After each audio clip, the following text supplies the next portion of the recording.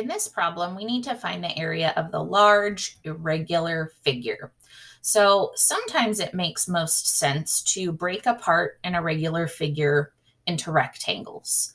But sometimes, like this one, it makes most sense to imagine that the whole shape is a rectangle, and then we can subtract out the part that's missing. So if I trace around the edges, I'm going to think of this whole shape as one big rectangle here in the blue.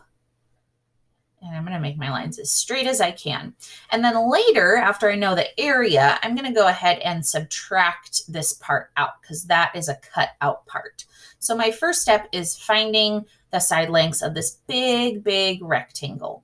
They give me one of them right here. The top side length is 8 inches. But when I look at the left and the right sides, there's nothing here. So we don't have any side lengths here. And here they give me 2. So half of it, or a little more than half, is 5 inches, and then the rest is 3 inches. So I need to add these together to get my full side length.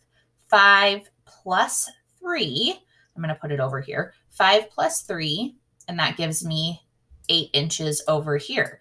So I have 8 inches along the top side and 8 inches down on the right side. So now I can multiply these and figure out 8 times 8. And I can figure out the full area of the whole big rectangle. My next step is going to be to figure out how much do I need to subtract, because this part right here is not actually part of the rectangle. It's been cut out. So we need to figure out how much has been cut out. How much do we subtract from that area that we just found, right? So I need to look across and see, do I have the side lengths for this shape right here? If I have the side lengths, then I can multiply. So I'm going to look and see if I have this side length, just of this piece, right? When I look over here, I do. From here to here, that's the same as here to here, right? And it's 3 inches. So I'm going to put it over here just so we remember. This side length is 3 inches.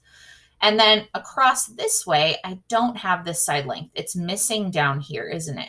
So I need to find this missing side length, don't I? So I know the whole thing is 8 inches across. So I know the whole thing is 8, right? But I also know from here to here is 2, and here to here is 4.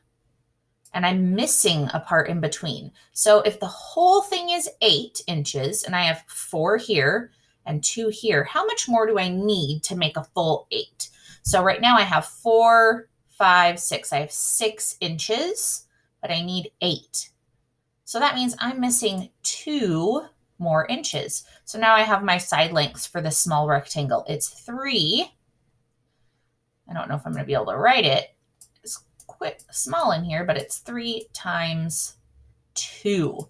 So our next step, now that we have our equations, is to solve. I'm going to solve for the whole rectangle. Then I'm going to solve that equation for the cut out part, and I'm going to subtract that out of my full area.